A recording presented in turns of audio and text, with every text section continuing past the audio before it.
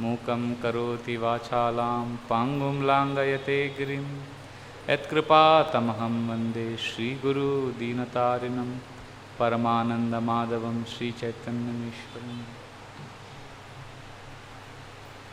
Hare Krishna. We welcome all devotees to our second day of discussions on Ramayana. I would like to briefly summarize what we discussed yesterday.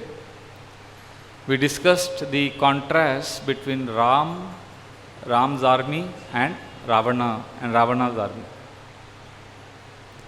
We discussed how Hanuman, he exemplifies the quality of humility, and he has a tremendous combination of humility and courage. Generally, people who are courageous, they tend to become proud, and those who are very humble, or they think they are very humble, they refuse to do any exemplary activity. So we analyzed how Hanuman was doing both. He did exemplary courageous acts and also presented himself as very ordinary to Mother Sita, so that she gets hope that Ram will soon come and rescue her. Not only to Mother Sita, Hanuman later on gives hope to Lord Ram also, telling him that just a few of us can destroy the whole army. You don't have to worry. And then we saw how Sugriva, being the best friend, one of the best friends of Lord Ram, consoles him and encourages him when he is despondent. And then we saw Lord Ram's quality of appreciating Hanuman and all the Vanaras and telling Hanuman that I am grateful to you. We discussed how gratitude, if we don't have gratitude, then we are lower than animals. Because human beings, this is a must. We have to be grateful because we are getting so much from so many people. But when Lord becomes grateful, that is an ornament of his personality. That is a decorative ornament. He doesn't have to be grateful. But he expresses deep gratitude to Hanuman and says that the only wealth I have now by which I can reciprocate with your kindness is a loving embrace. So the Lord embraces Hanuman repeatedly.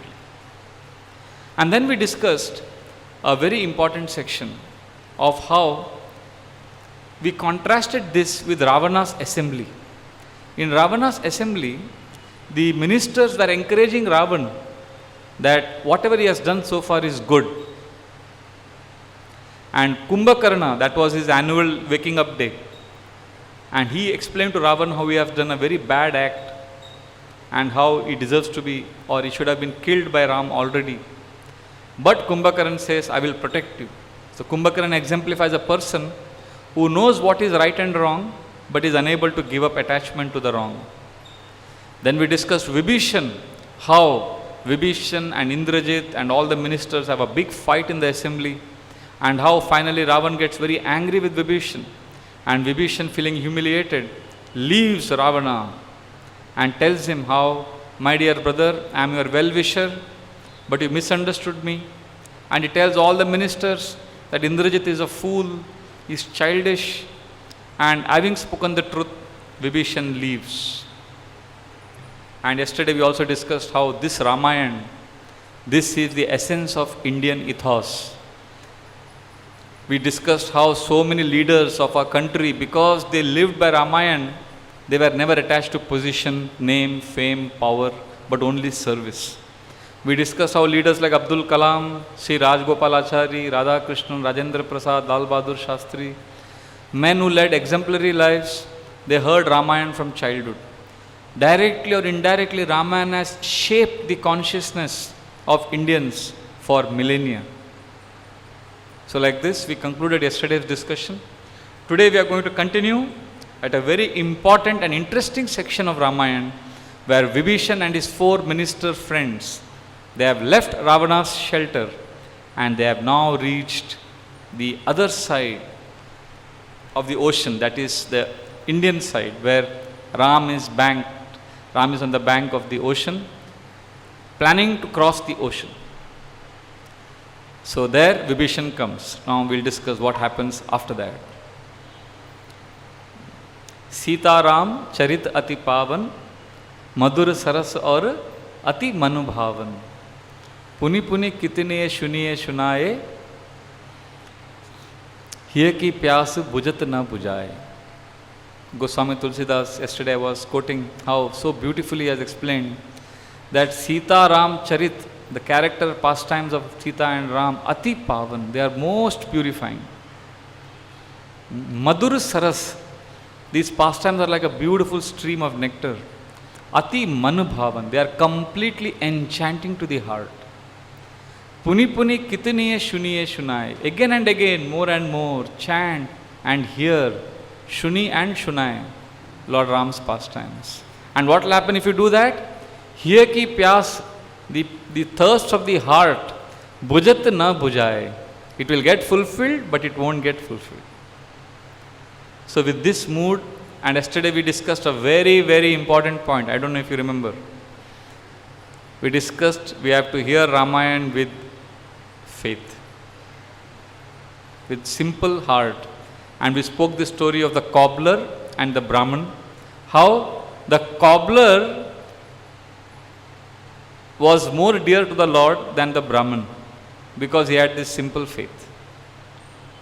So today we are going to continue. Where are we? We are with Vibhishan. So Vibhishan and the 4 ministers, they came flying. And Vanaras, all the Vanar army, they saw these 5 huge, dazzling beings ornamented with gold and different ornaments. They saw shining, effulgent Rakshasas. And immediately the Vanara army shouted, "O Sugriva, O king, order us, we will kill these Rakshasas immediately." And they immediately picked up, what are the weapons of the Vanaras? Tree trunks, stones, boulders, that was their weapon. Most of them were using their fists also. So they were all charged up when they saw Vibhishan and the Rakshasas. And they said, "Let us kill them." And Vibhishan remained in the sky, very intelligent, he didn't land. From the sky he announced, he said, "O Vanaras, please know, I am Vibhishan, the younger brother of Ravan. I tried my best to convince my brother to give back Sita to Ram, but he did not listen to me, and I have abandoned him. Just like a sick person who is determined to die refuses to take medicine, similarly my evil brother has refused to accept the good advice given by me and my friends, and he has humiliated me. So I have abandoned him and I have come to take shelter of Sri Ram. Please go to Lord Ram and tell him that I, Vibhishan, seek his shelter." Sugriva and all the Vanaras, they ran to Lord Ram and they said, "O Lord, let us kill him immediately and let us arrest him." Lord Ram sat in a thoughtful mood and he looked at his ministers, not his ministers but his friends, and he said, "I want to know your opinion. What do you think of Vibhishan and me? What do you think?" So Sugriva was the first one to speak up. He is the king of Vanaras. He said, "All the 5 of them should be immediately killed because they are Ravana's men." Then Lord Ram looked at Angada. Who is Angada? Son of Vali. He was the prince regent. He was a Rajkumar. So Angada said, "My dear Lord, Vibhishan is an enemy. He has come from the enemy's camp. And we can't trust him. We have to suspect him. And at an appropriate time they are going to attack. My dear Lord, I suggest that let us analyze first whether we are going to get any benefit from this 5 people. Is it beneficial for us to keep them or not? And then let us take decision." Then Lord Ram looked at Sharaba. Sharaba was another Vanara chief. And Sharaba said, "Oh dear Lord, let us immediately send spies and observe carefully what these 5 people are doing, because we can't trust them." Then Lord Ram looked at the wise old king of bears. What is his name?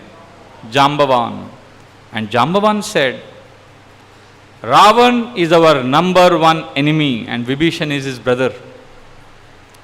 This is not the right time and place for him to come, but still he has come. So we have to be super alert about Vibhishan." Then Mahinda was another very powerful warrior. Mahinda said, "My dear Lord, let us spend time talking very sweetly to him and let us extract all information from these 5 people." So after asking everyone, then Lord Ram asked his favorite. Who is his favorite? Hanuman. And Hanuman said, "My dear Lord, I beg to differ from all of them, because they are saying we should suspect him. But he has come to take shelter, and without trusting him, we cannot know about him. And I am hearing some of the leaders are saying that we should send spies on them. But spies are sent on people who are far away. If someone has come close to you, how can you send spies on them?" And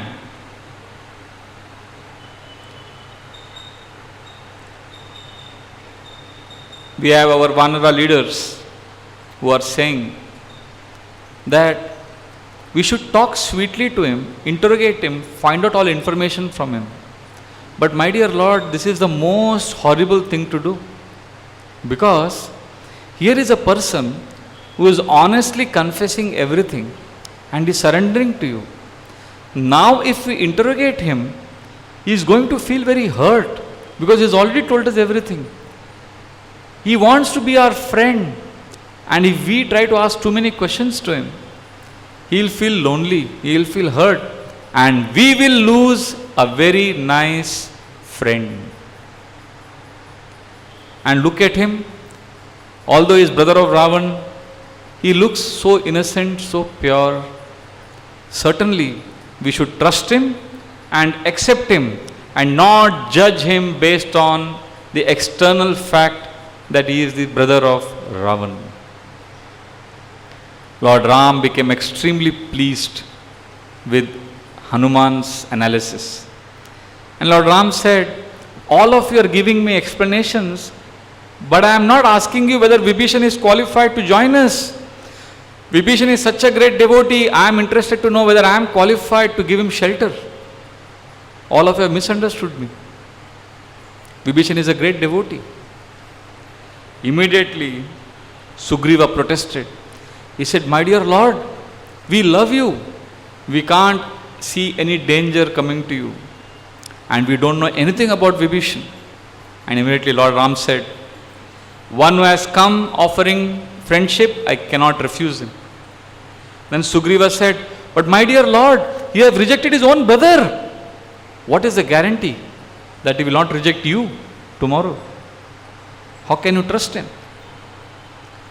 Lord Ram smiled and said, "Oh Sugriva, oh Lakshman, here is a person who rejected his brother and has become an enemy of his brother. And if we reject him also, then where will he go? Who will be there for him?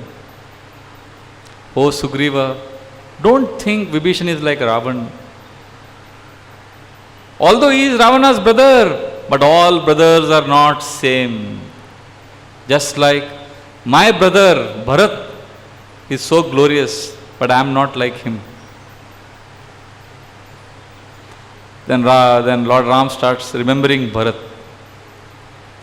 "Na sarve bhratarastat bhavanti bharatopama madvida va pita va putra suhurdo va bhavadvida."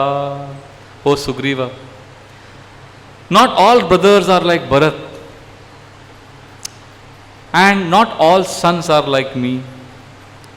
And not all friends are wonderful like you. So not all human beings are same. So Vibhishan is certainly not like Ravan.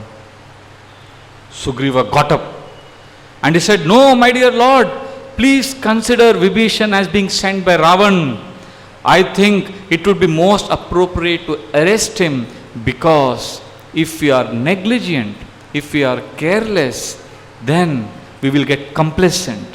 And when we are inattentive at seeing the right opportune moment, Vibhishan will attack us. Vibhishan will attack you and Lakshman." And that time Ram said, "Sugriva, you think Vibhishan can harm me? Sadushto vapya dushto va kimesha rajanichara sukshmapyapi haitam kartum mama shakta katanchana." O king of Vanaras, whether Vibhishan is a demon or is a sadhu, you think anyone in this world can even minutely harm me? And suddenly all the Vanaras are stunned, because they had never heard this question from Ram. Do you think anyone can harm me? Pishachan danavan yakshan prithiviyam chaiva rakshasan angulya agrena tan hanyam icchan hari ganeshwara. My dear Sugriva, all Pishacha, Danavas, Yakshas, Prithiviyam Chaiva Rakshasan, all Rakshasas of this Prithvi Lok, I can destroy all of them, Angulya Agrena, with the small finger of my hand. I can destroy all of them. But here is a person who's come and is surrendering to me, and you are telling me to reject him? Then Lord Ram spoke a verse which is immortalized in Ramayana, and every devotee of Lord Ram, you will see, knows this verse by heart. This is considered as the crown jewel of all shlokas in Valmiki Ramayana. Sakrideva prapannoyas tava asmi iti yachate abhayam sarva bhutebhyo dadameta vritam mama. This is one of the landmark verses of Ramayana. Sakrideva prapannoyas. If once one person surrenders, any person surrenders to me and says, Sakrideva prapannoyas tava asmi iti yachate, my dear Lord, I am yours. If once we tell the Lord, my dear Lord, I am yours, what does the Lord do? Abhayam sarva bhutebhyo dadamyetad vratam mama. This is my vrata, this is my vow, that to such a person I will grant freedom from all fear, and I will give shelter to such a person who surrenders himself and even once says that, my dear Lord, I am yours. And then, as all the Vanaras are stunned by this reaction of Lord Ram, with such confidence he is giving shelter to Vibhishan. Then Lord Ram says, Sugriva, you are so afraid of Vibhishan. I will not only give shelter to Vibhishan, but also Anayenam Harisreshtha Dattamasya Bhayam Maya Vibhishanova Sugriva Yadiva Ravana Swayam. Oh my dear Sugriva, what to speak of Vibhishan? Even if Ravana comes, I will give him shelter. As Lord Ram spoke these words, Sugriva fell at the feet of Lord Ram and said, my dear Lord, from this moment on, Vibhishan will live as our best friend. Then Lord Ram himself went forward and said, I will come and meet Vibhishan. So like this, Lord Ram went forward. This is a very, very important part of Ramayana, which is very, very hope-giving to devotees of the Lord. Because many times In India, I have come across people while distributing Prabhupada books, preaching. People sometimes they give an excuse for not taking shelter of the Lord by saying that we are very fallen, we are very bad. अरे हम बहुत पतित हैं, हम नहीं आ सकते भगवान के पास. वो इस तरह से बोलते जैसे उनका पतित रहना, उनकी जो अयोग्यता है वो एक बहाना, उसको एक बहाना बनाकर वो भगवान के पास नहीं आना चाहते. लाइक समटाइम्स पीपल से, ओ मैं अभी भी बहुत शराब पिया है, मैंने बहुत शराब, मैं बहुत मांस खाता हूँ, ये भगवत गीता हमारे लिए नहीं. So we tell them, no problem, you take, let the Lord come to your house, let the Lord take care of you. No no no, मैं इतना पतित हूं कि मेरा उद्धार भगवान भी नहीं कर सकते. लोगों को ऐसा लगता है. नहीं, ये हम बहाना देते हैं, हमको भगवान के पास नहीं आना है तो ऐसा सब अलग अलग तर्क प्रस्तुत करते हैं. No, Krishna is most merciful, lord Ram is most merciful. So we should understand, we can never be so fallen, so degraded that we cannot turn to the lord. And if you once say with feeling that please my dear Lord, accept me, I want to love you, I want to serve you. Like when Srila Prabhupada was spreading the message of Bhagavad Gita in America, in one place, in one temple, there was one story going around that there is one man nearby called Pigpen. Pig means suar, boar. Pigpen, his name was Pigpen. He used to live in the gutter, extremely dirty, stinking, and when he would walk, almost from 100-200 meters, people could know that Pigpen is coming, please be careful, because he would never take bath, he would live in the gutters, he would be stinking, and he didn't know how to talk, he was uncivilized, he would always come like this, oh, his eyes would be half closed, drunk, intoxicated, stupor. So one day, Srila Prabhupada, the founder of ISKCON, he had visited that temple. So the news spread that Srila Prabhupada has come. So everyone came to see him. And guess what? Even Pigpen came. And suddenly people started feeling, "Arey, this stinking thing, this dirty smell. Oh, is Pigpen around?" They saw Pigpen is nearby. They said, "My God, what is he doing here? Drive him out, kick him out." But it was too late. He was very close, and he was so close that he fell at Srila Prabhupada's feet, and he was crying, and he was stinking. Devotees tried to pick him up and throw him out, and Srila Prabhupada said, "No, no. Let him be here. Don't do anything." And Prabhupada continued chanting, "Hare Krishna, Krishna Krishna, Hare Hare, Hare Ram, Ram Ram, Hare Hare." And this man, who was always living in the gutter, didn't know how to talk, he didn't know how to behave, he had absolutely zero social skills. And he just held on to Srila Prabhupada's feet, and he kept saying, "Prabhupada, Prabhupada, Prabhupada," and he was crying and wailing loudly. And Prabhupada kept chanting, "Hare Krishna, Hare Krishna." So after some time, devotees picked him up. For they thought this is the end of the story. This is the last they have seen of him. But guess what? Next morning, they were all shocked. Pigpen was at the temple door saying, "I want to join the temple." And devotees said, "No way, you can't join the temple. Get out, no way, you can't come here." He said, "No, I want to join Prabhupada, Prabhupada." He started crying. So Srila Prabhupada was staying in that temple, and he came to know what is happening. They said, "He says he's so dirty, lives in the gutter. Prabhupada, we can't take him." Prabhupada said, "No, give him shelter. He's sincere, he wants to come." So they told him, "You have to get up early, you have to take bath, not once in a year, every day, and sometimes 3 times in a day." He said, "Okay, I will do everything. You take me. I want to serve Prabhupada. I want to serve God. I want to serve Krishna." So he stayed. But he had no social skills. He didn't know how to talk to people. So they thought he'll just stay in the temple and wash the pots. And other devotees would go out and do distribution of Bhagavad Gita, they would sell Bhagavad Gita, they would preach, they would go to colleges. And one day, Pigpen came to them and said, I also want to come and distribute books. They said, no way, you can't come, you don't know how to talk. And there you have to talk to people nice, you have to be nice, you have to be friendly.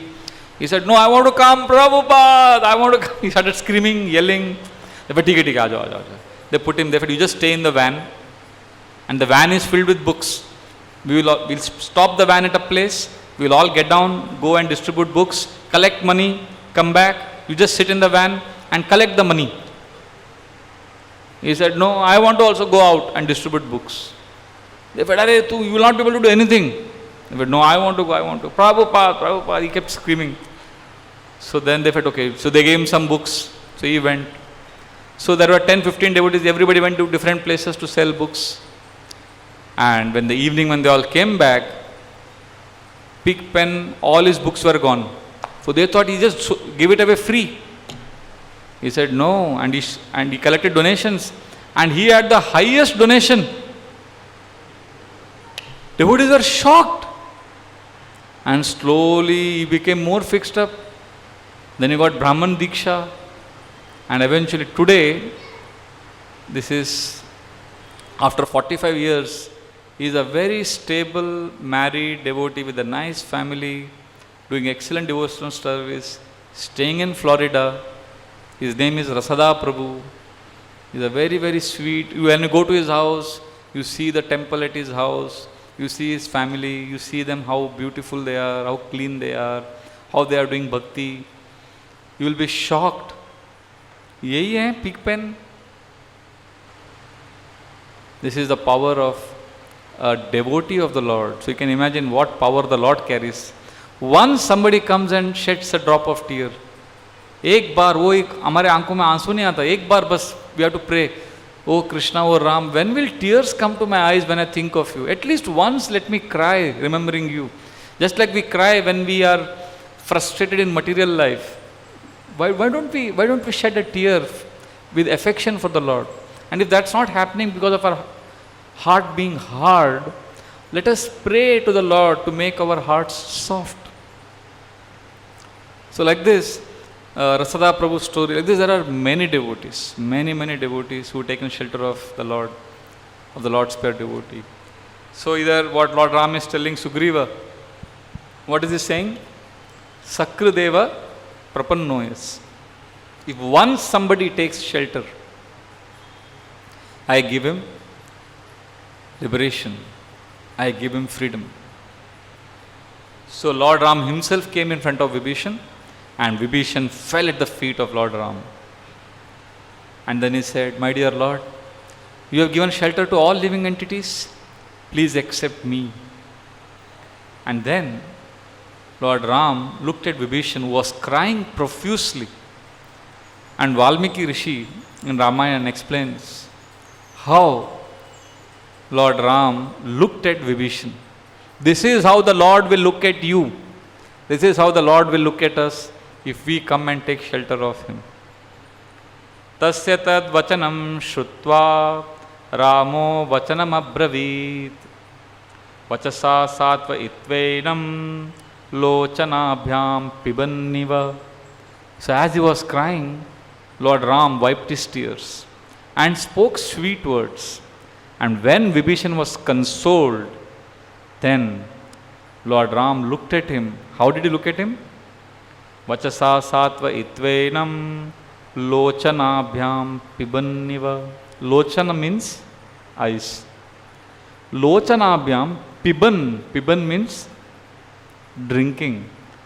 Lord Ram was looking at Vibhishan as if he is drinking Vibhishan with his eyes. So how that look must be? You are looking at someone as if you are drinking the person with your eyes. Lochanabhyam pibanniva. That means he was looking at him with such affection, such depth, that Vibhishan was completely overwhelmed. with ecstasy. So after they settled down, Lord Ram asked Vibhishan, "My dear Vibhishan, please tell me the strength of Ravan." So he said, "My dear Ram, as you must be aware, my brother Ravana, he has got many boons from Brahma and he is almost invincible.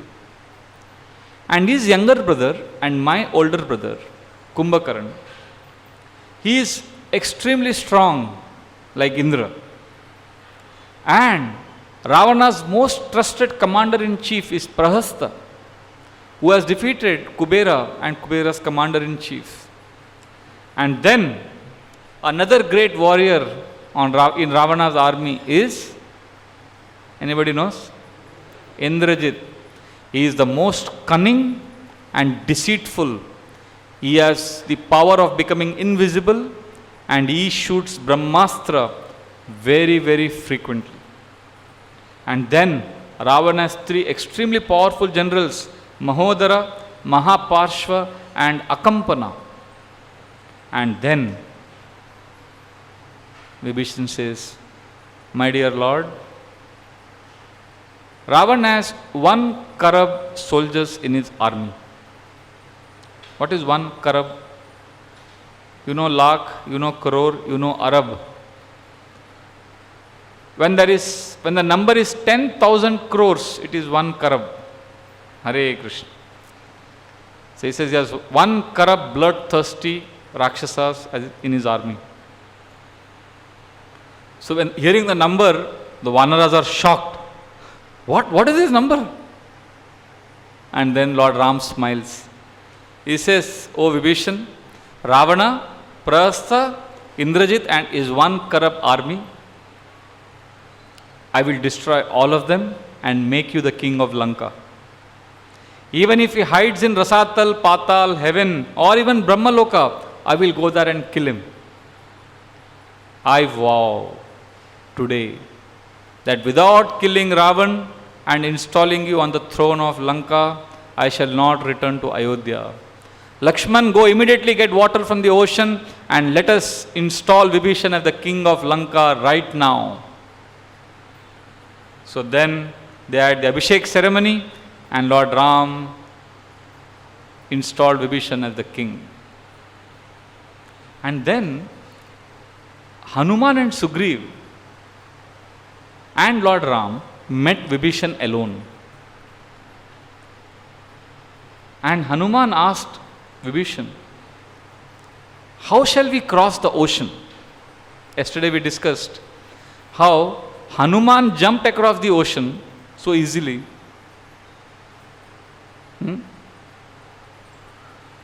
Hanuman jumped across so easily and is a servant of the Lord. But the Lord is finding it difficult to cross the ocean. What is very easy for the servant is very difficult for the master. How do you understand this? The Lord empowers his own servant to do activities which will bring glory to him. Like we discussed how Krishna actually destroyed everyone in the Mahabharata war, but he used Arjuna as an instrument and saw that Arjuna got all the credit. The Lord becomes very happy to give credit to his own devotee. This is the Lord's magnanimous nature. And we discussed how when we write an exam, we don't give credit to our pen for having helped us do well in the exam. Because pen is after all an instrument.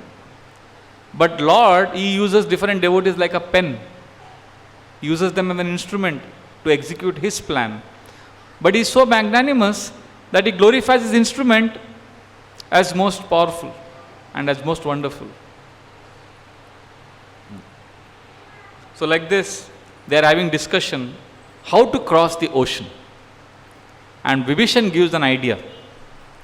Vibhishan starts thinking, he says, I took shelter of Lord Ram. I surrendered and I got so much. So my dear Lord, if you also surrender to Varun Dev, we will be able to cross the ocean. Lord Ram smiles and internally he thinks, Vibhishan does not know that surrender is not a universal principle. You cannot surrender to anyone and everyone. You have to surrender only to God. But just to make him happy, I will surrender to Varun Dev. So he sat on the bank of the ocean praying to Varun Dev, and Varun Dev got afraid, because if Varun Dev appears now and grants the wish of Lord Ram, that means Varun Dev has accepted Ram as his servant. And those who are spiritually aware, if you take a position of a leader or a master and give shelter to someone when you are not qualified to be his master, then you will have indigestion, spiritual indigestion. In the sense, you will get very bad reactions. So Varun Dev said, I cannot give him shelter, I cannot appear before him and say, yes, I accept your surrender. What do I do? He was in dilemma. So Varun Dev said, better let me keep quiet, let him get angry and let him order me, that time I will appear. And Lord Ram also wanted to teach a lesson to Vibhishan that you just can't surrender to anyone. But to please him, he surrendered. Meanwhile, as he was sitting and doing prayers for Varun Dev, something was happening in Lanka. Any guesses what was happening in Lanka? There was emergency meeting after meeting where Ravana would call everyone for a meeting, and the minutes of the minute would be decided before the agendas were presented. That was Ravana's council. So he called one very special spy. This was his Ravana's ISI wing. He had Shardula. Shardula was a very powerful Rakshasa warrior who was expert in spying. He had a lot of knowledge. So he said, Shardula, tell me everything about Ram and Ram's army. Shardula said, my dear Lord, O King of Rakshasas, there is a second ocean. This ocean is called Ram and Lakshman. And they are powerful. There are millions and millions of monkey soldiers and bears standing across. They are wanting to cross the ocean and come to Lanka. So then Ravan said, wait, Shuka, he called for Shuka. Shuka was another very powerful spy warrior who could change forms. He could become bird, he could become parrot. So he called Shuka and said, please go to the other side of the ocean and meet Sugriva and tell him that you have a message from Ravan. And when Sugriva appears before you, you tell him, Ravan has given this message that, my dear Sugriva, what enmity do I have with you? What harm have I done to you? You please go back to Kishkinda. You are like my brother. I haven't harmed you in any way. So what is Ravan trying to do? Ravan is trying to break Ram's army. So Shuka came and he stood in the sky and he said, can I meet Sugriva? I have a message from Ravan. And as soon as he said that, the monkeys jumped up, grabbed him and started beating him. They didn't wait for him to explain also. They were very enthusiastic devotees. And he started crying, oh Raghunandan, oh Ram, please save me. I am simply a messenger, don't kill me. I am simply repeating what my king has ordered me to repeat. Lord Ram heard. He came on the scene. He said, leave him, he is simply a messenger, leave him. And when they left him, he felt so relieved and so scared. Again he jumped into the sky. And from the sky he said, I have a message, can I convey it? Sugriva said, speak up. So then Shuka repeated, as it is. What did he say? That go back to Kishkinda. You are my brother. Ravan said, you are my brother. Sugriva said, O messenger of Ravan, tell him that you deserve to be killed. You are not my brother and I will show you no mercy. And we can never be friends. I am coming to Lanka with my army and Lord Ram will kill you and kill all your friends. Namokshase Ravana Raghavasya सुरे सुहेन्द्रेरपि मूढगुप्ता अन्तर्हितसूर्यपतं गतोऽपि तथैव पातालमनुप्रविष्ट गिरीशपादाम्बुजसङ्गतो वा हतोऽसि रामेण सहानुजस्त्वम्. Very beautiful Sugriva's discourse to whom? Ravan to Shuka. To Ravan through Shuka. What does he say? Namokshase Ravana Raghavasya. O Ravan, you will get no mercy from Raghav, Lord Ram.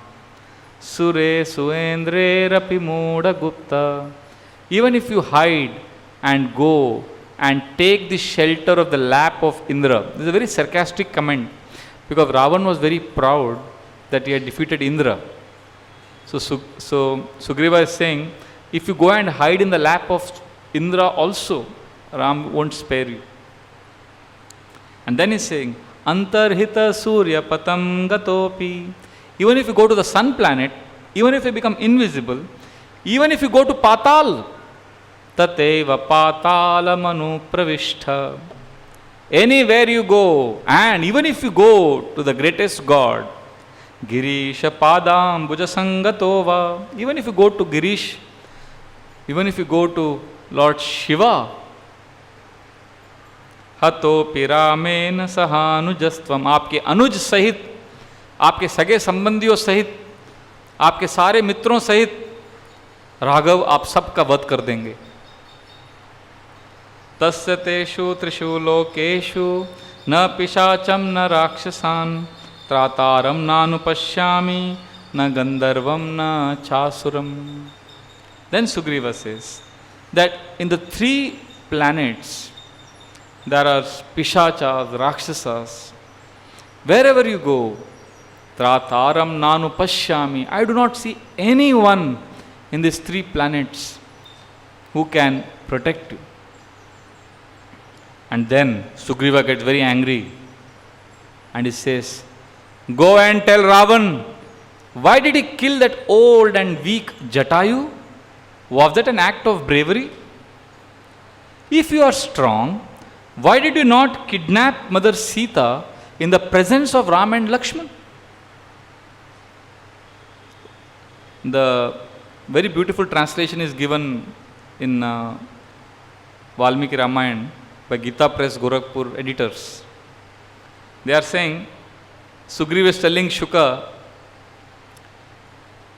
तुमने छिपकर सीता का अपहरण किया, पर रघुकुल तिलक श्री राम वो सामने आकर,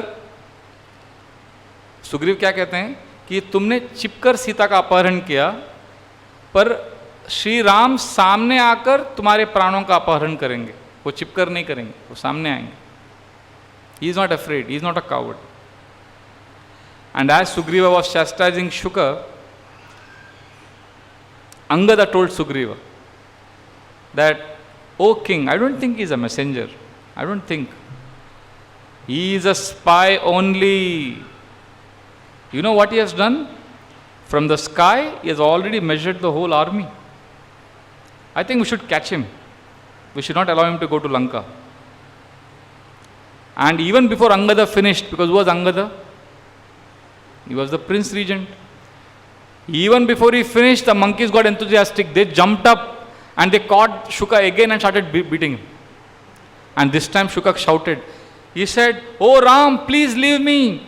If I die now, then all the sins I have committed from the point of birth till death, all those sins will come to you. Please save me." So Ram started smiling.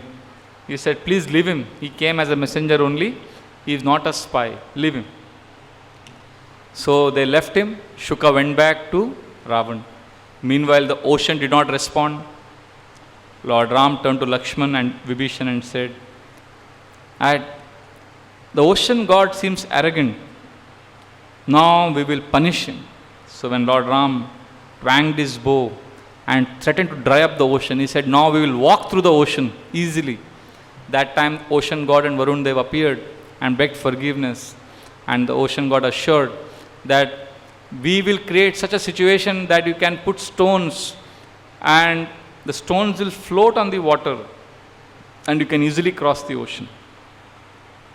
Then monkeys got huge stones and boulders and they built the 100 yojana bridge. It was 10 yojanas in breadth and 100 yojanas in length. One yojana is around 20 miles.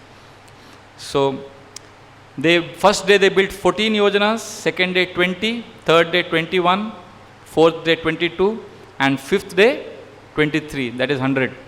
So, that's how they built the bridge. And Vibhishan was right in the front because he didn't want the Rakshasas to do some damage. And after they built the bridge, Sugriva said, "My dear Lord, you ride on Hanuman's back and let Lakshman ride on Angada's back and we will cross the ocean." And with great roar, they all crossed the ocean. Some Vanaras walked in front of Ram, some behind, some with Lord Ram, some were flying in the sky along with their walking. And some jumped into the ocean and were swimming along with the Lord who was walking. So they were so enthusiastic to go to Lanka and start the war immediately. And as they reached Lanka, they saw huge forests, trees, fruits. So they said, "Our food is arranged." And that time, Ravan, this is a very important section. Ravan sends two of his very trusted ministers, Shuka and Sarana. He says, "You go disguised as monkeys, Vanara, and find out everything about Ram's army." So both of them come disguised as Vanara. So they are in the army as if they are part of Sugriva's army. But little do they know that they will be caught. By whom? Who do you think is capable of catching them? Who do you think can recognize them? Vibhishan, because he is also from that party only. So Vibhishan notices, "Oh, these two are not Vanaras, they are our Rakshasas." Immediately, he gets them arrested. And they are presented before Lord Ram. And Lord Ram says, "Oh, you have come to know about our army and you must have already figured out many things. Is there anything else you want to know? We will take you on a tour. Whatever you want to know about our army, we will tell you." So they were so scared because they were seized by the monkeys. They begged forgiveness and they said, we are going back, we don't want to know anything more." Lord Ram said, "If you are going back, please give one message to Ravan. That Ravan, tomorrow I am coming and I will destroy your Lanka." So they went running and they went to Ravan and they started glorifying Ram like anything. And Ravan started laughing. Ravan said, "You have been harassed by the monkeys so much that you are speaking like this. You are so scared." A very important point. What Ram did, we cannot imitate. What many people did in India, why India's history is filled with so much tragedies, is because people thought they can imitate Lord Ram.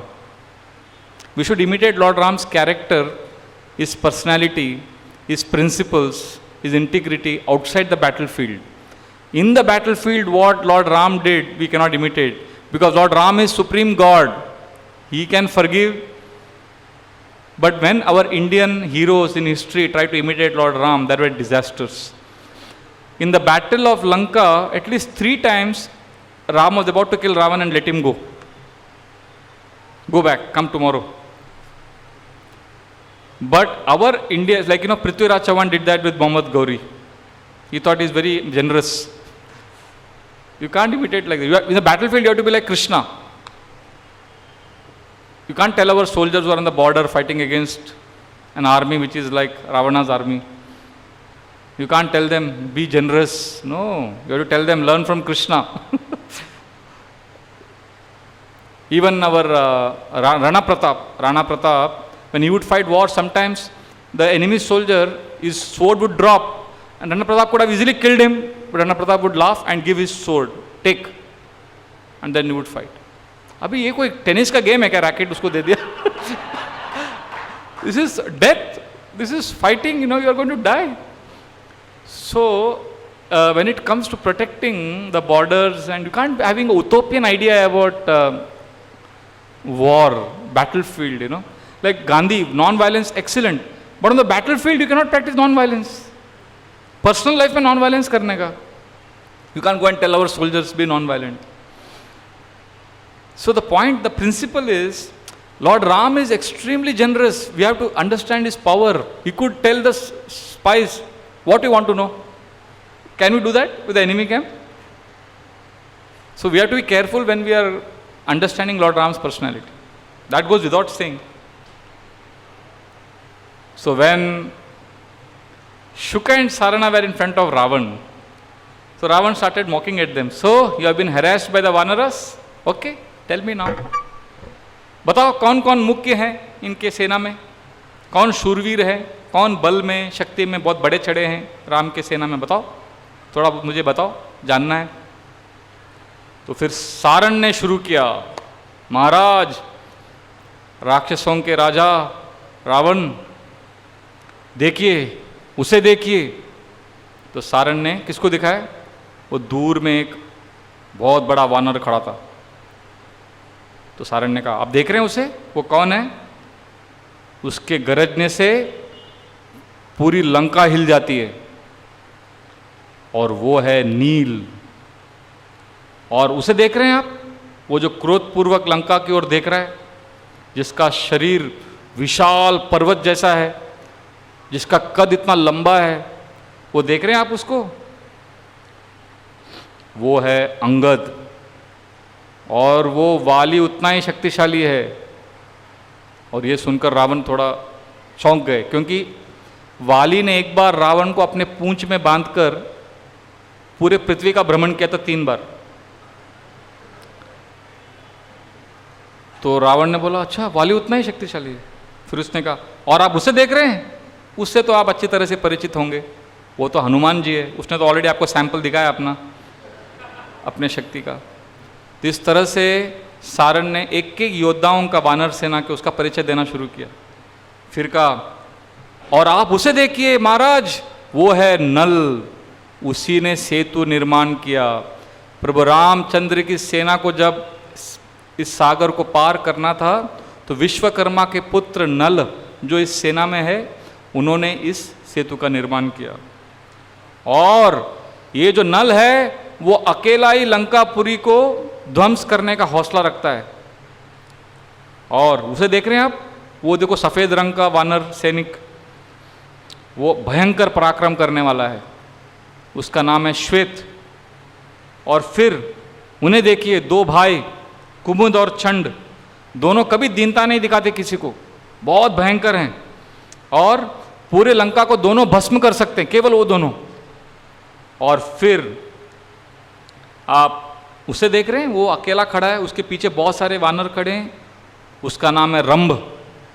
वो जब भी चलता है उसके साथ 1,30,30,000 सैनिक चलते हैं, और सबके सब अत्यंत श्रेष्ठ, भयंकर, क्रोधी और प्रचंड पराक्रमी हैं.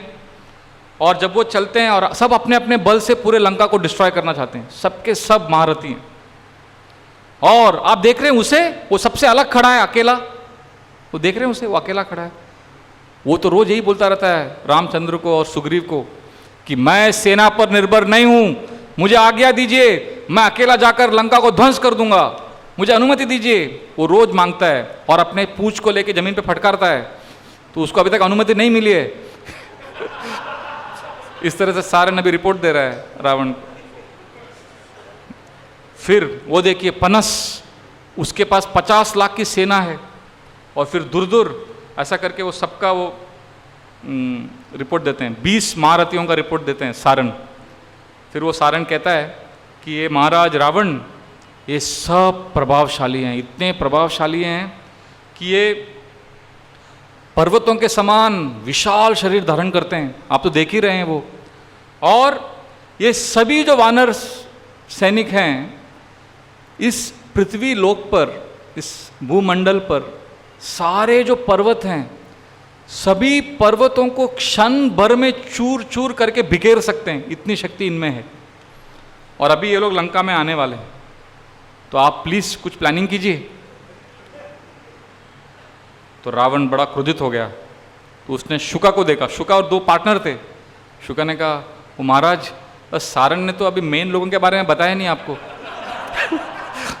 सुग्रीव के बारे में बताया नहीं, राम के बारे में बताया नहीं, लक्ष्मण के बारे में बताया नहीं, जाम्बवन के बारे में बताया नहीं।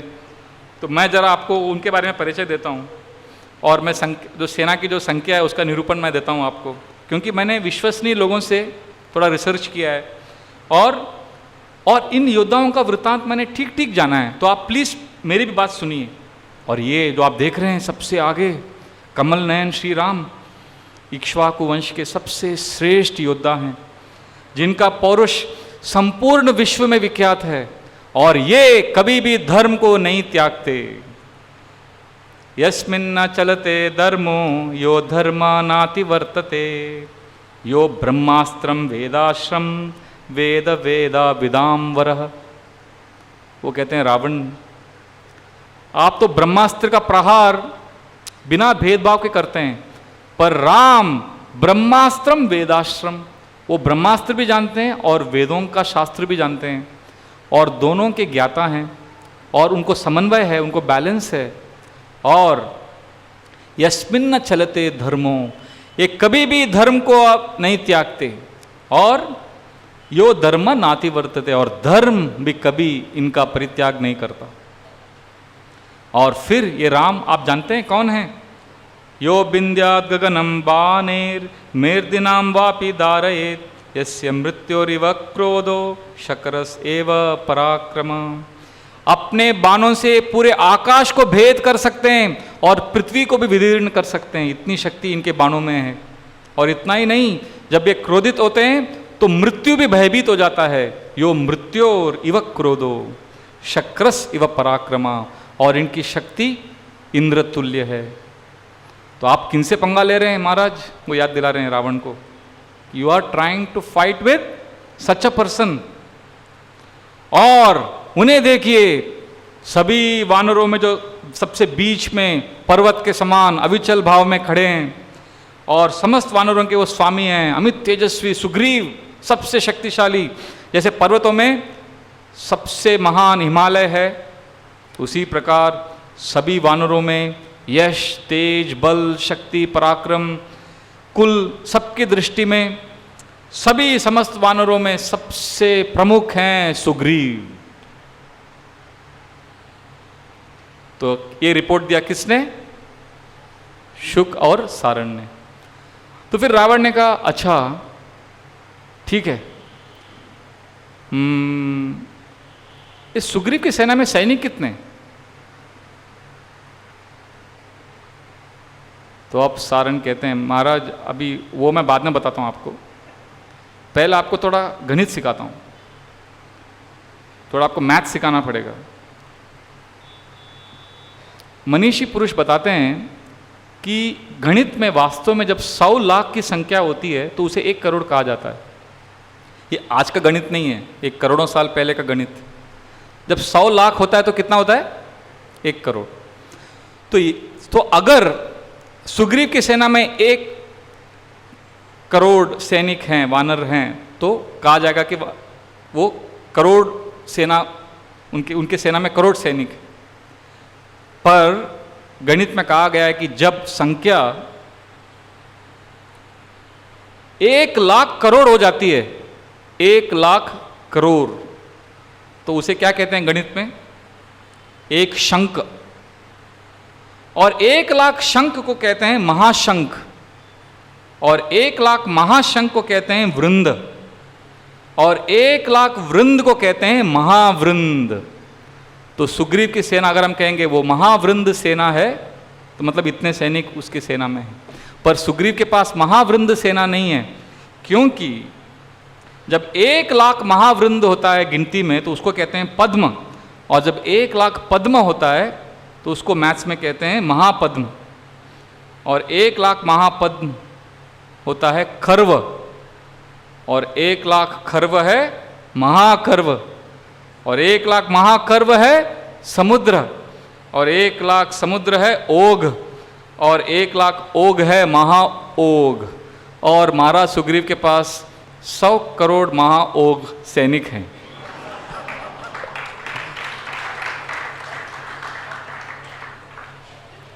तो और ये सेना के सारे सैनिक आपको युद्ध के लिए ललकार रहे हैं।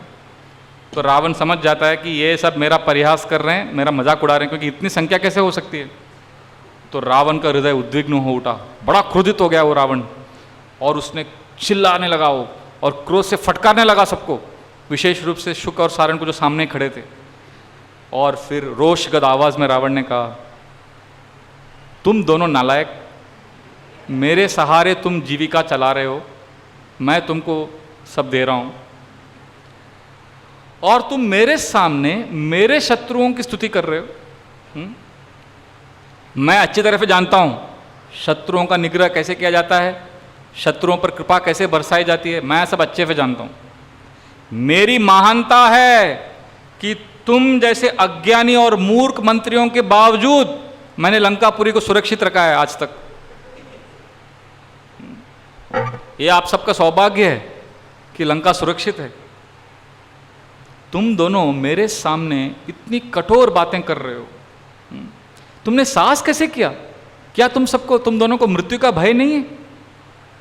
मैं आज तुम दोनों का परित्याग करता हूं, निकल जाओ मेरे सामने से, कभी मेरे सामने मत आना, और मैं तुम दोनों का वध नहीं कर रहा हूं, यही मेरी तुम पर असीम कृपा है, जाओ। ऐसा कहकर उन्होंने उन दोनों को निकाल दिया सभा से। फिर रावण बड़े डिस्टर्ब हो गए। फिर रावण ने बुलाया महोदर, महोदर को कहा कि ये सब जो हमारे गुप्तचर हैं, स्पाइस, सब बेकार हैं, शुक, सारण, शर्दूल, ऐसा करो महोदर, सबसे उत्तम गुप्तचरों को लेके आओ, सबसे बेस्ट। तो उनको लेके आए, और वो गए, और उनको किसने पकड़ा? वापस विभीषण ने पकड़ा।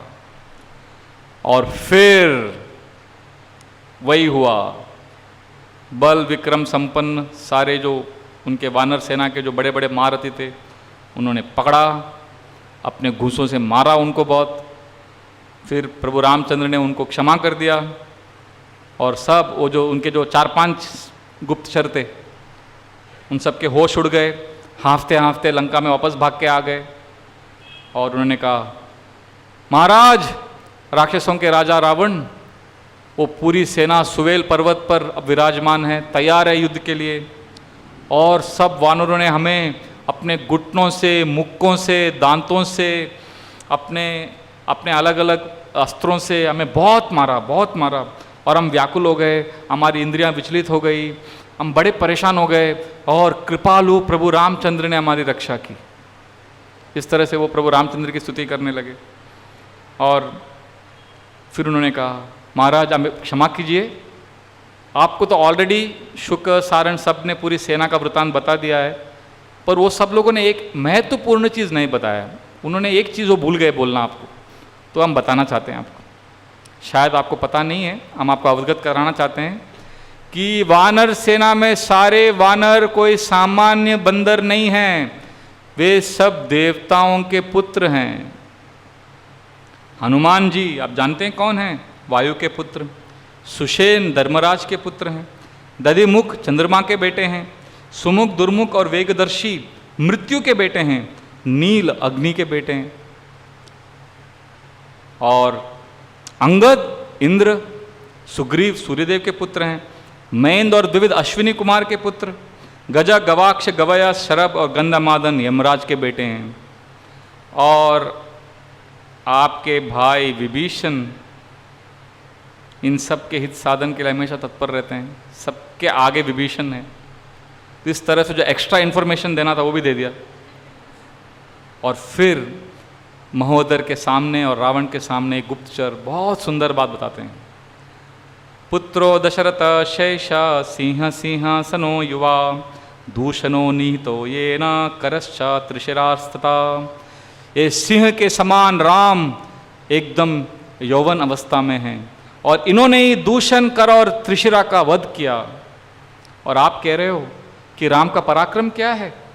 नास्ति रामस्य सदृशो विक्रमो भुवि कश्चन विरदो निहितो येन कबंधश्च अंतकोपमा। इस संसार में प्रभु रामचंद्र जैसा कोई भी योद्धा नहीं है। उन्होंने विराद, उन्होंने कबंध का वध किया है। और आप कह रहे हो राम के बारे में बताओ, राम की सेना के बारे में बताओ। राम के गुणों का वर्णन इस जगत में कोई नहीं कर सकता संपूर्ण रूप से। वक्तुम न शक्तो रामस्य गुणान कश्चिन नरे कितो जनस्तान गतायेन तावंतो राक्षसायता। प्रभु रामचंद्र का गुणगान कोई भी व्यक्ति पूर्ण रूपेण नहीं कर सकता। और जनस्थान में जो आपकी संपूर्ण सेना थी, 14,000 सैनिक थे, खरदूषण थे, सबका वध अकेले रामचंद्र ने किया। तो ऐसा कहकर वो दूत चले गए और रावण को डिप्रेशन आ गया। इतना रावण ने एक्सपेक्ट नहीं किया था कि ऐसा सब होगा। And now begins a very very deadly part of Ramayana. Ravana goes all out to destroy Ram. He first calls Vidyujali. Vidyujali was a very expert magician. He tells him, हम दोनों क्या करेंगे, माया द्वारा जनक नंदिनी सीता को मोहित करेंगे।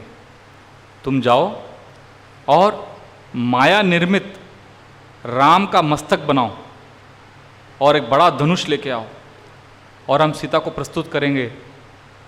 तो वो विद्युजाली लेके आया। So it was a face of Ram and a big bow. And Ravan came to Ashok Vatika and told Mother Sita, your husband Ram, Lakshman, all of them came. They were so tired after crossing the ocean, they were sleeping. And in the night, Indrajit and my other army men went and they killed your husband Ram. Lakshman ran away in fear.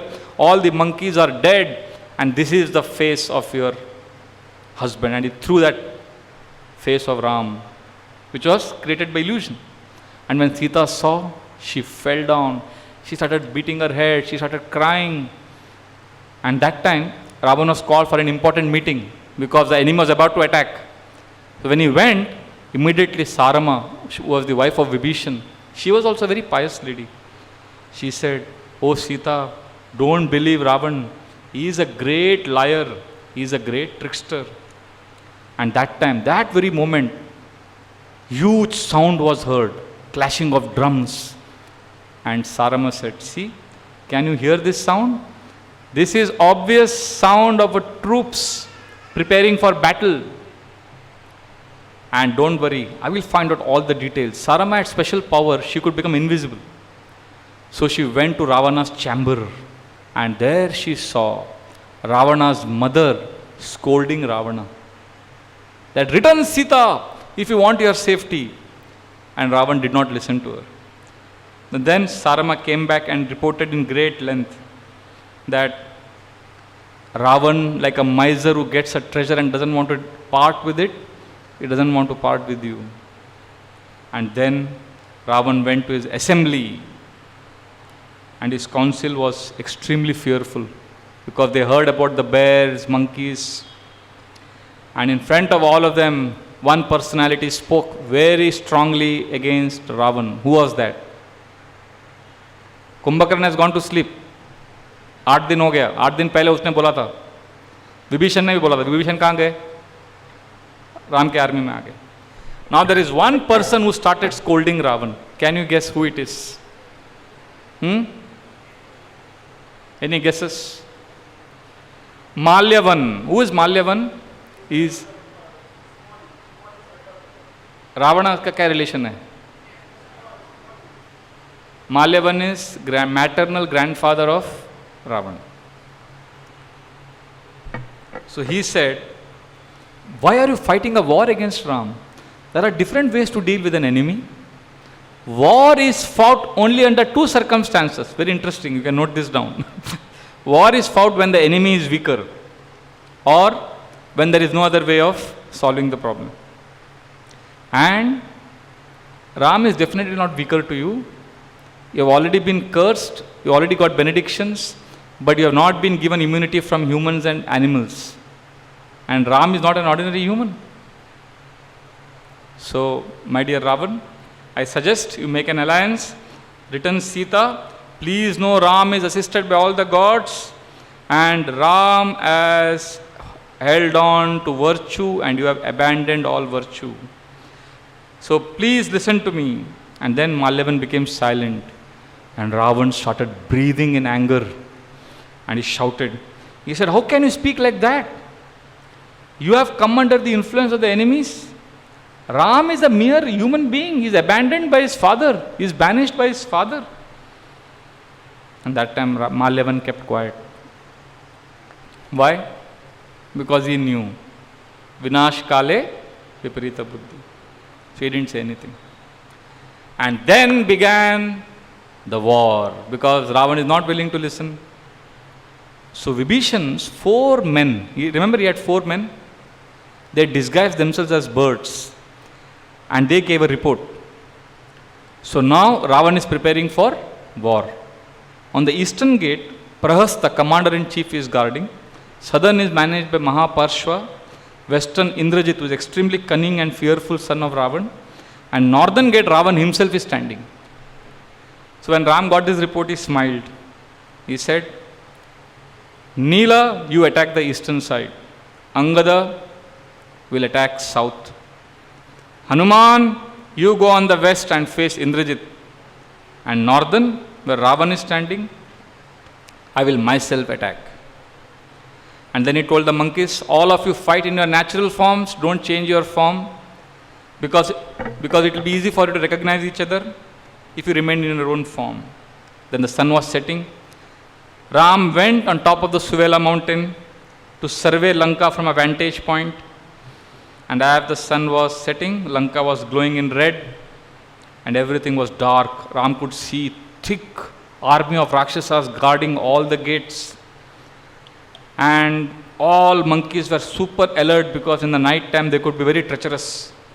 Morning sun rose, the army is standing, and this is the first time Ram saw Ravan, dressed in red, bright red colored garments with gems. He was fanned by his servants. And Sugriva also, first time he was seeing Ravan, and Sugriva could not control himself. He immediately jumped. He came in front of Ravan and said, I am a friend of Ram, today I won't spare you. And he started beating Ravan. And Ravan also said, oh monkey, today I am going to break your neck. And then they started rolling, punching, wrestling. It was like a tiger and lion fighting. And finally, as they were fighting and rolling, Ravan started using supernatural powers. And Sugriva understood. Sugriva immediately jumped, and he jumped back and he came to Ram's side.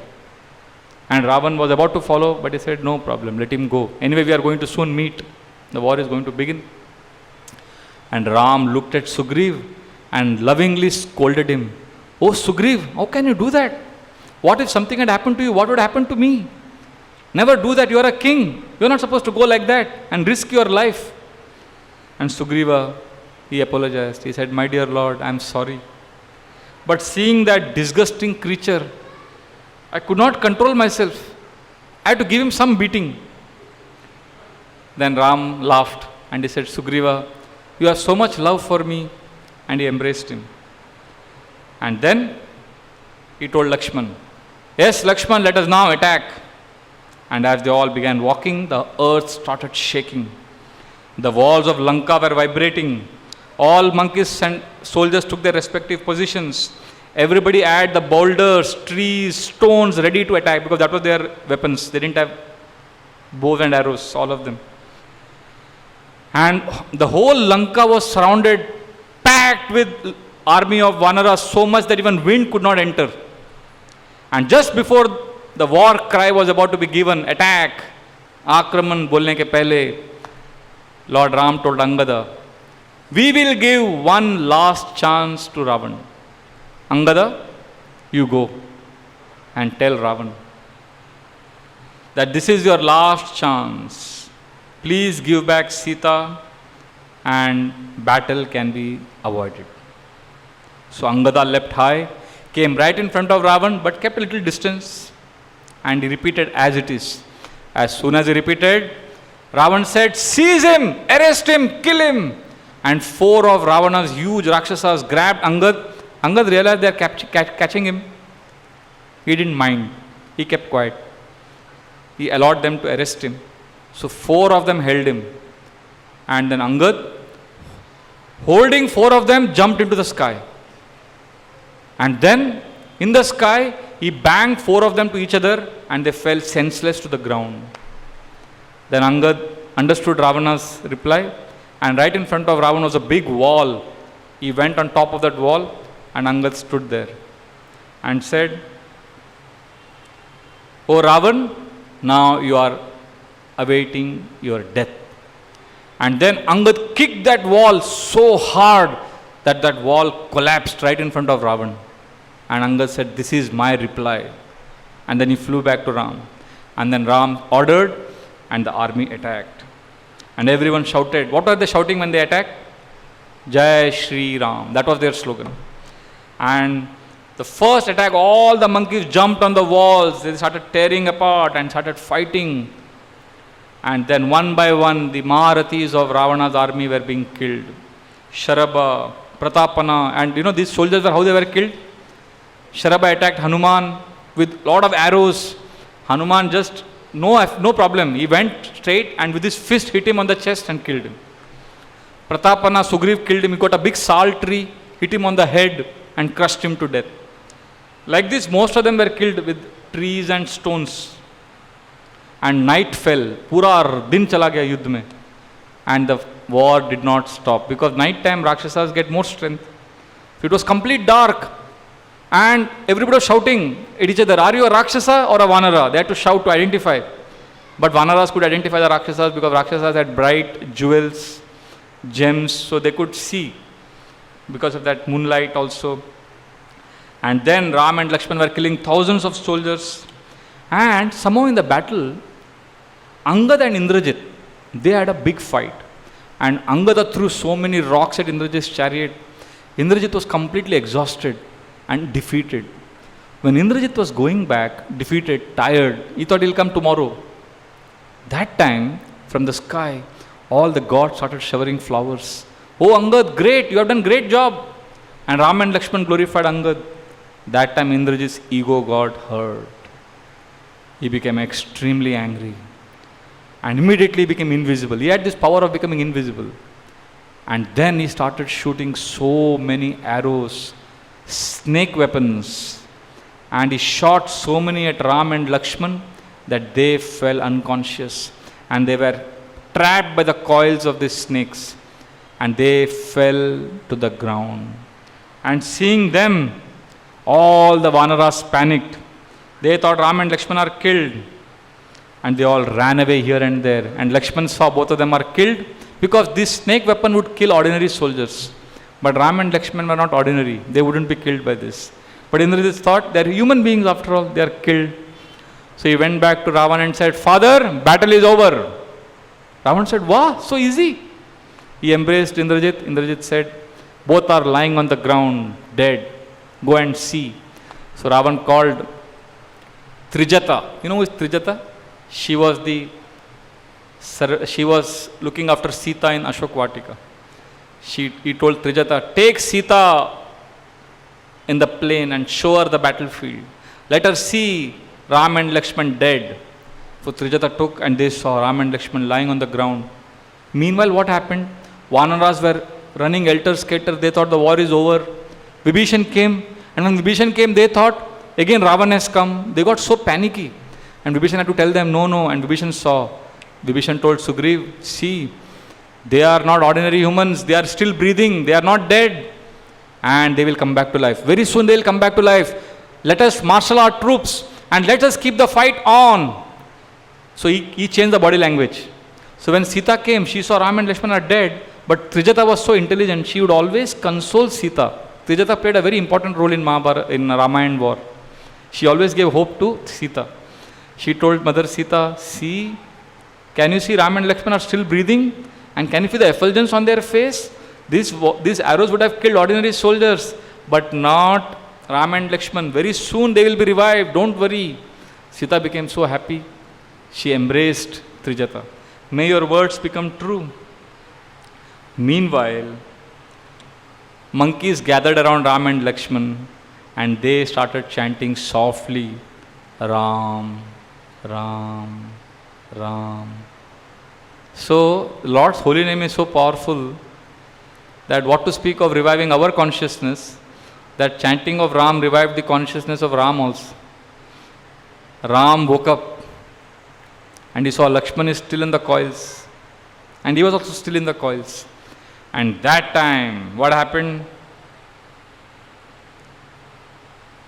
Fierce winds blew, dark clouds appeared, and suddenly a giant bird, who was that? Garuda, carrier of Lord Vishnu, he appeared. And Garuda is enemy of snakes. As soon as Garuda appeared, all the snakes left. And Ram and Lakshman were released. And Garuda said, and Ram said, "Oh, our dear friend, who are you? You helped us." Garuda smiled. He said, "My dear Lord, you surely know me very well. I am your eternal servant.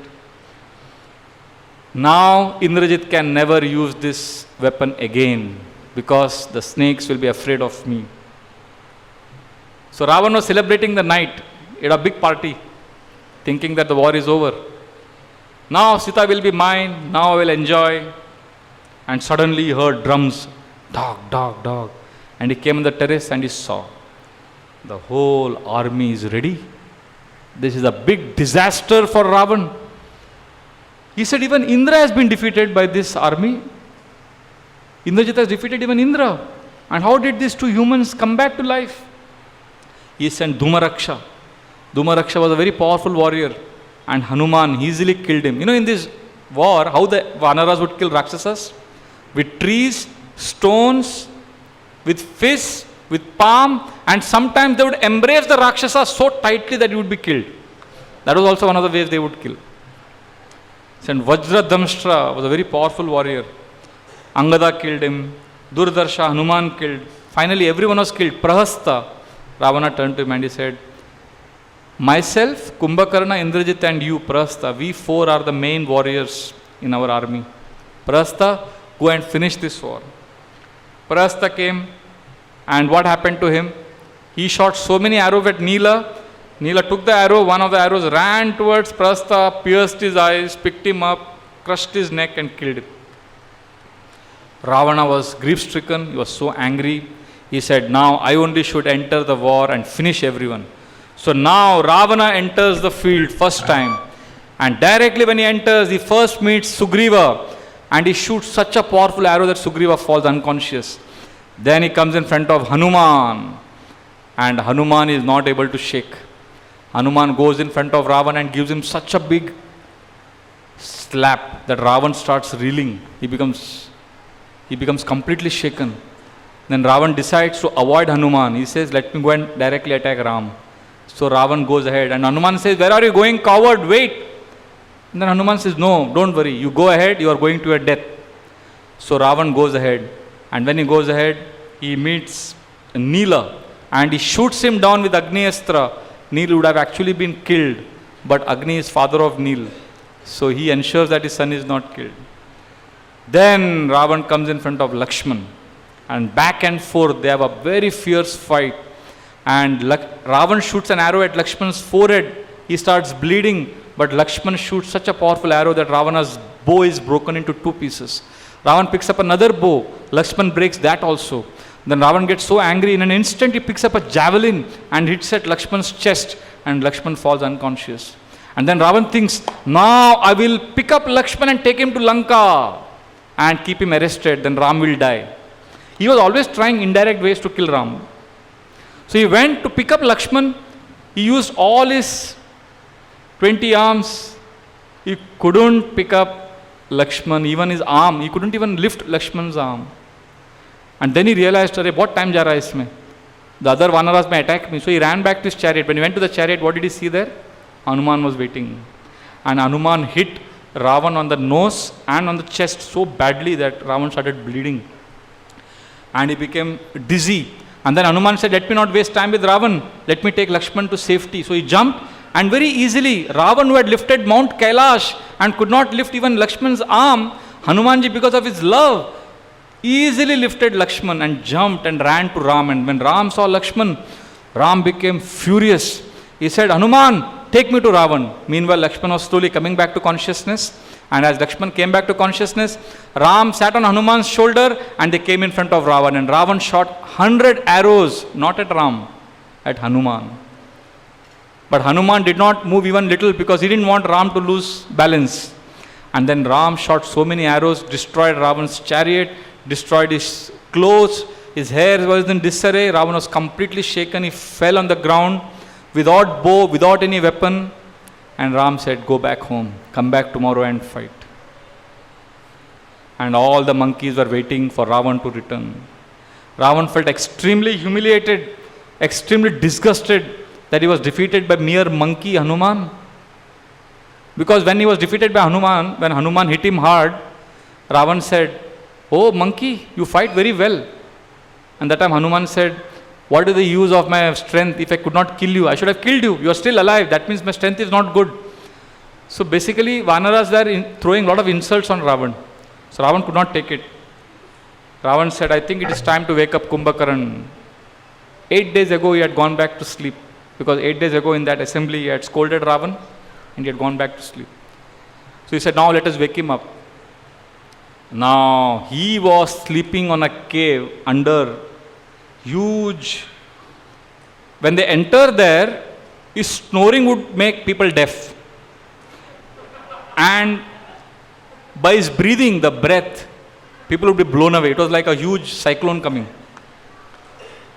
So, huge amount of meat, boars, wine was kept, and conch shells were blown. 1,000 Rakshasas were beating Kumbhakarna's chest. It was like some ants crawling on him. It didn't make any effect to him. Then 10,000 Rakshasas marched on his body. And 1,000 elephants ran up and down. And finally, Kumbhakarna started slowly opening his eyes. And immediately scooped all the meat and all the wine. He drank it. And he said, why did you wake me up? And then they told what has happened in the war.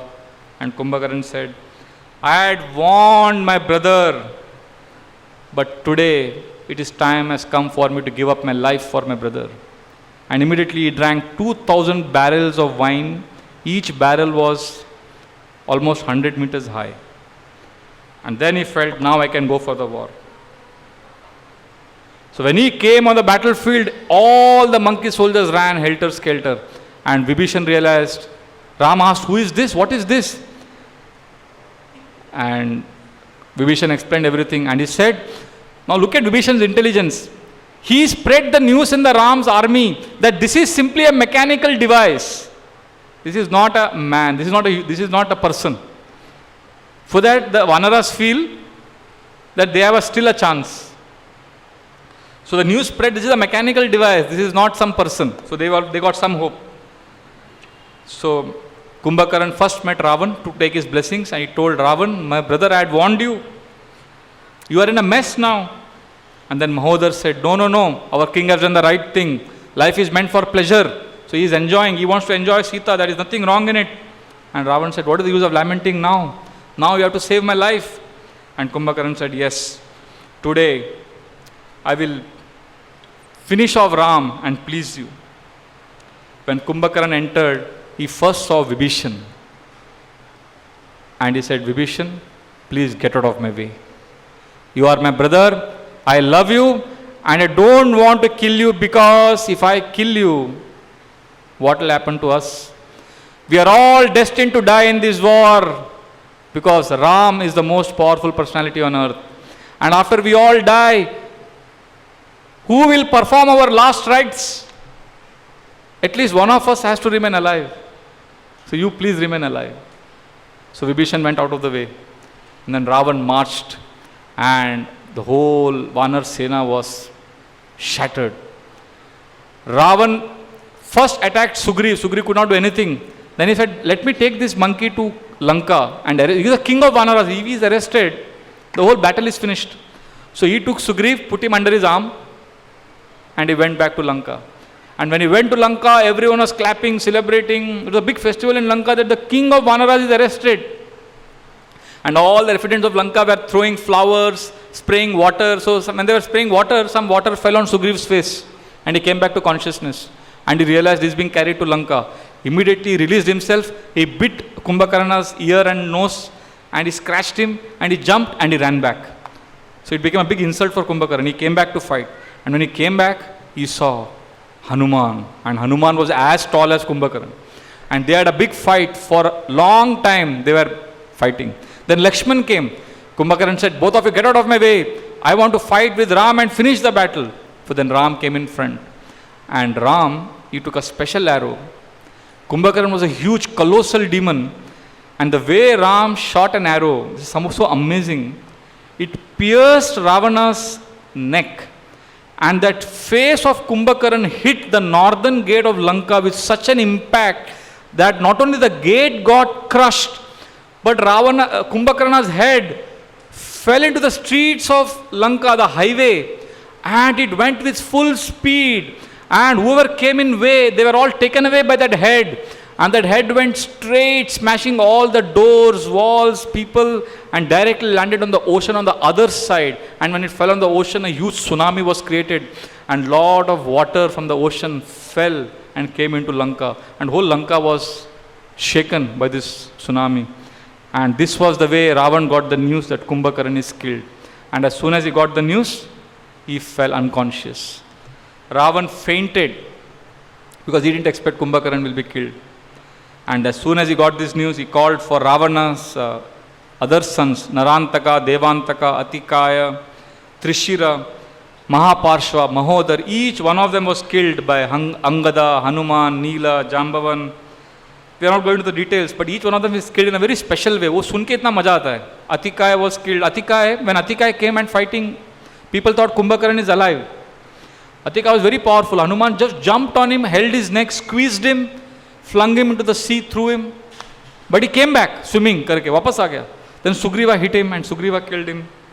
So when all of them were killed, Ravana started hissing like a serpent which has been trampled. He became extremely angry. And he told Indrajit, Indrajit, what happened? You had killed both of them. They came back to life. Indrajit said, my dear father, first time they escaped. Second time they will not escape. And this time Indrajit came with special power. And when he left, he looked back at the palace, he saw his father and he paid obeisances to him. Ravana offered blessings. And right in the middle of the battlefield, Indrajit got down from the chariot and sat and created fire and threw weapons in the fire and did yagya and got special power. Then he became invisible. And after becoming invisible, you know what he did? He released Brahmastra and destroyed the whole Vanara army, including Ram and Lakshman. Everyone was killed. Only 800 to 1000 soldiers were remaining alive. And Indrajit came back to Ravana and said, my dear father, this time they are dead. Go and see for yourself. Ravana saw from his terrace, everywhere dead bodies. The whole war was over. Second time Ravana celebrated party. Meanwhile, Vibhishan came running. Vibhishan was still alive. Vibhishan and Hanuman were still around. They came running. They saw Ram.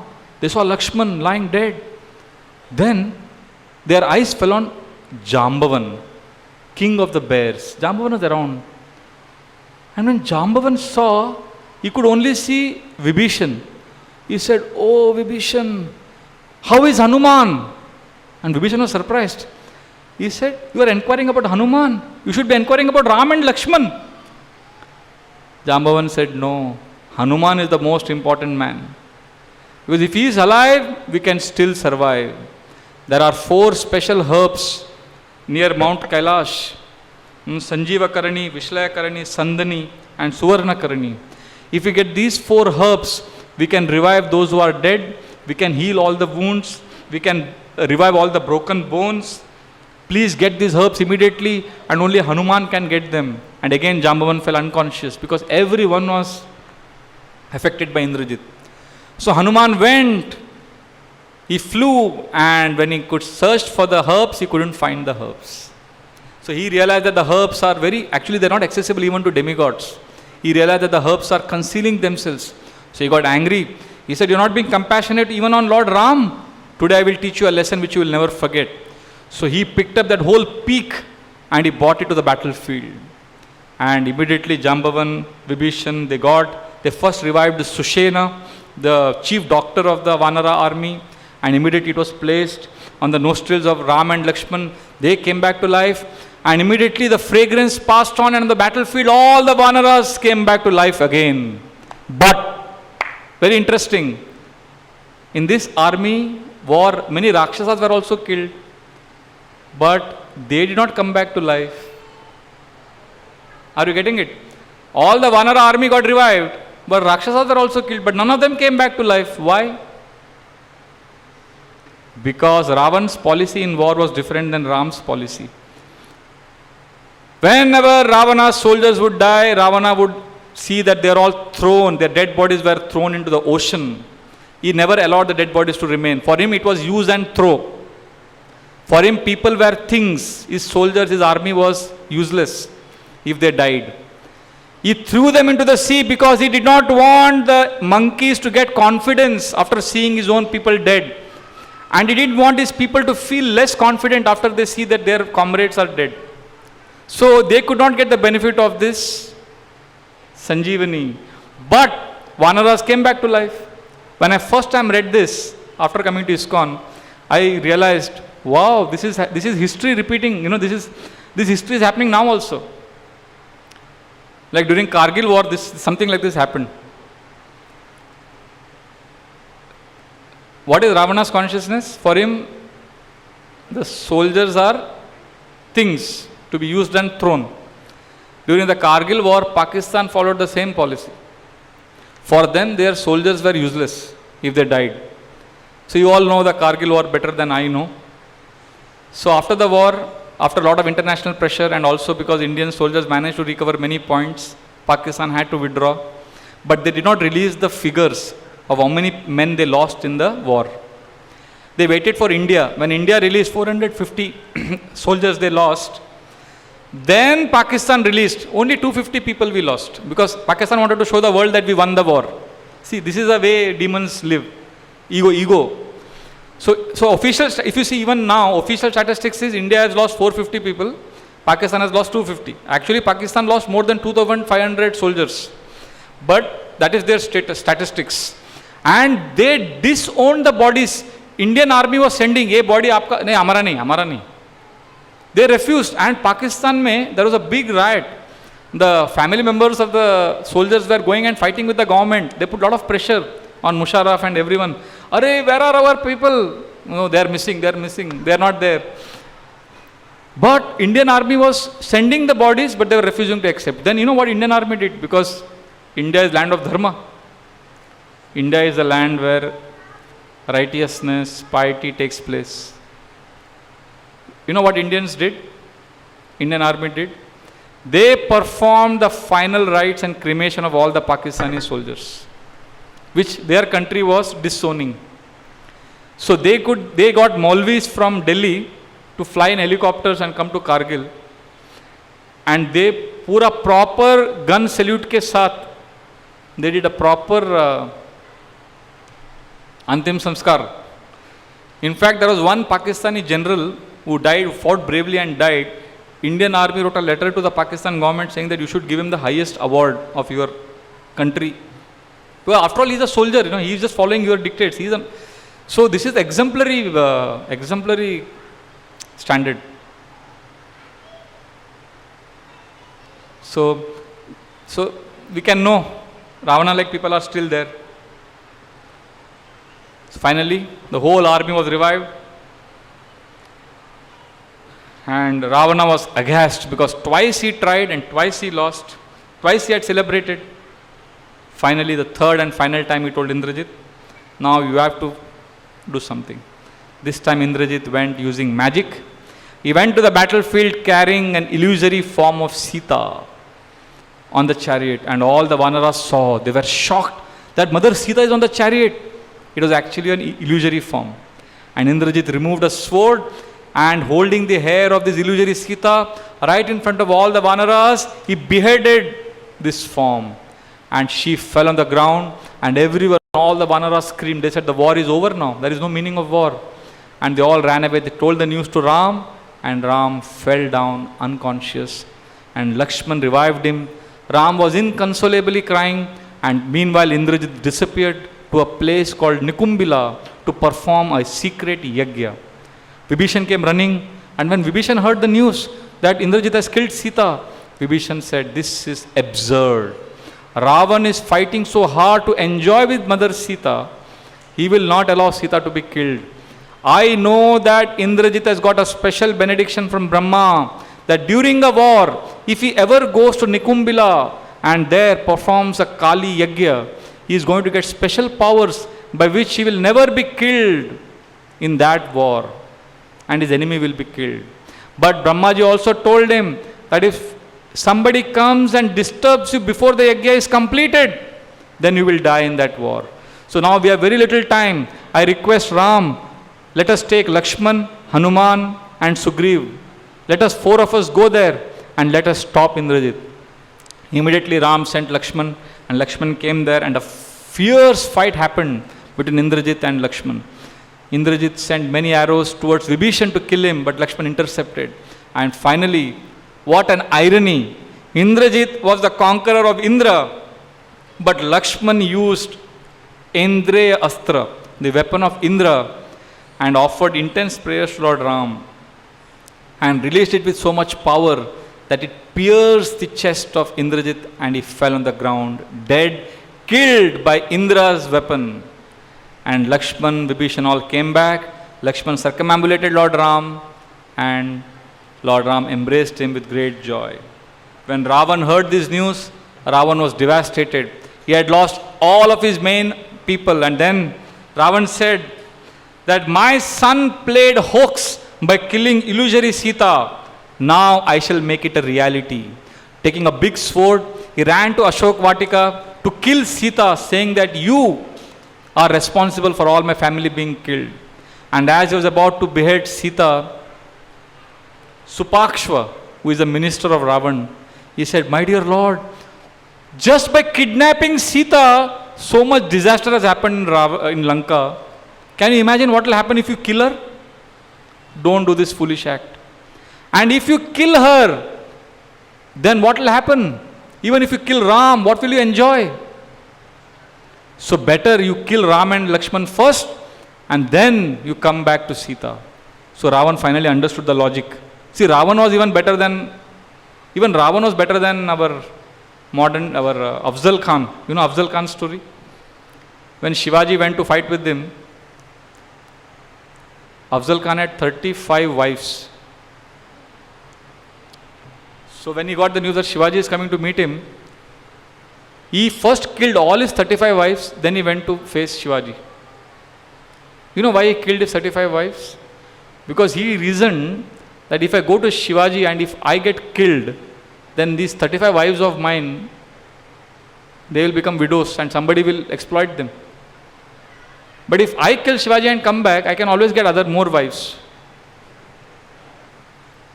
That was his consciousness. That was like Ravana. Ravana went to Ashok Vatika to kill Sita like that. But Supaksha stopped him. Anyway, so Ravan came back to fight, and this is the fiercest battle, last part, slogovers, as they say in cricket. So final part of the battle, huge. And what happened? Ram got blessings from Matali, who was Indra's charioteer. He bought Indra's chariot. Then Ram kept shooting arrows and beheading Ravan, but Ravana's head would fall off, but again it would come back. 100 times Ravan's head was beheaded by Ram, but 100 times his head came back. Because he had a special boon. It's amazing, isn't it? After destroying the head once or twice, Ram could have understood that this is not working. But still he kept shooting the head 100 times. Why? Because Ram was thinking, कम से कम अभी जो नया sir आया है उसमें तो अक्कल आएगा उसको. So his head kept falling again.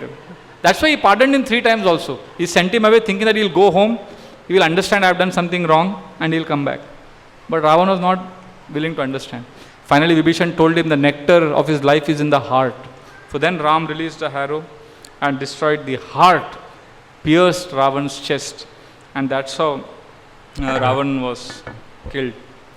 Actually, this is a very important lesson that all our anarthas of lust, anger, greed cannot be tamed by intellectual analysis. Many times for us, spirituality and religion is neck above process. We think we can get spiritual benefits by doing something here. Sorry, spiritual life is not part of this. Spiritual life is of the heart. You know, it's not a neck above religion. You know, we have to have churning here. Anarthas are here. So we have to take shelter of the holy name and beg the Lord, please, my dear Ram, my dear Krishna, remove this lust. Ravan symbolizes, exemplifies lust, which is burning in our heart. And with all the intellectual analysis, with all the acronyms that you can learn, with all the shlokas you can learn from Bhagavad Gita, this lust, Ravana will not go away. Ravana will not go away even if you wear saffron, even if you have big beard, even if you become big Babaji, or even if you become a leader. Lust will remain. Do how much analysis you want. It will only go when Krishna desires to release it, when Lord Ram desires to release it from our heart. So this is the place where the surgery has to happen. So today we are concluding the celebration of Dashera, killing of Ravan, with this prayer that, my dear Lord, let me take shelter of the holy name, which is the most priceless gift in Kali Yuga. In Kali Yuga, this is Hari Hari Bifale Janama Goainu, Manusha Janama Paya Radha Krishna Bajiya, Janiya Shuniya Bishakhainu. Knowingly I have drunk poison. Now I have a golden chance. My dear Lord, let me take shelter of your holy names. Let me remove this Ravana like lust from my heart, and also illusion, which is represented by Kumbhakaran. Let me remove these anarthas and let me take complete shelter of you. Of course, we are doing all this katha, all these prayers. There is no formula. We are doing all this only to show the Lord that we are sincere. That's all. 2 hours you are sitting and hearing the class. You think simply by hearing we will get love for the Lord? You think simply by speaking I will get love for the Lord? No. We are doing this to show to the Lord that, my dear Lord, look at me. I am sincere. I am trying to do my service. So with this prayer, we request all of you to meditate on Lord's pastimes and come for our weekly get-togethers. We have weekly satsang where we discuss on Bhagavad Gita. We discuss each shloka and its application in our lives. So I request you to come. And now to conclude this celebration, we are going to have very prayerful, last few minutes of very prayerful, melodious kirtan. We are going to chant bhajans. I request all of you to stay seated and take part in this kirtan now. Thank you very much. Sitaram Lakshman Hanuman ki jai. Shri Ramchandra Bhagwan ki jai. Srila Prabhupada ki jai. Nitai Gaur Premanande.